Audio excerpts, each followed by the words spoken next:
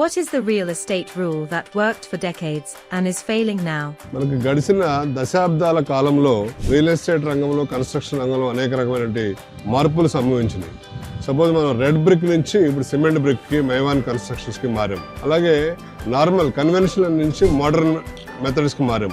మనం కన్స్ట్రక్షన్ రంగంలో బిల్డర్స్ కూడా లాయల్టీ నుంచి రూల్స్ కి మారాం. అంటే ఇదివరకు మాటలు తప్పని విధంగా మాట ఇస్తే మాట ప్రకారం కడతాం, డెలివరీ చేయడం జరిగేది. కొన్ని రకాల స్వార్థపరమైన శక్తులు ఎంటర్ అవడం వల్ల, షార్ట్ కట్ మెథడ్స్ లో అమ్మటం వల్ల అన్ని కూడా ఇబ్బందులు రావడం వల్ల గవర్నమెంట్ కొన్ని రిస్ట్రిక్షన్స్ పెట్టి రెరా యాక్ట్ తీసుకురావడం జరిగింది. సో రెరా యాక్ట్ ద్వారా రావడం వల్ల ప్రతి రూపాయిని కస్టమర్ ఇప్పుడు రెరా అకౌంట్ కి వెళ్తుంది. సో 100% కన్స్ట్రక్షన్ రంగంలో కన్స్ట్రక్షన్ కోసమే వాడేటట్టు రూల్స్ కూడా తీసుకురావడం జరిగింది. ఇలాంటి రకరకాల ట్రాన్స్ఫర్మేషన్స్ అంటే టెక్నాలజికల్ పరంగా, మెటీరియల్ పరంగా, చట్టబద్ధమైన అనుమతుల పరంగా అన్ని రకాలుగా కూడా ట్రాన్స్ఫార్మ్ అయ్యి ఇండస్ట్రీ ఇప్పుడు ఒక మంచి ట్రాక్ మీద నడుస్తుంది.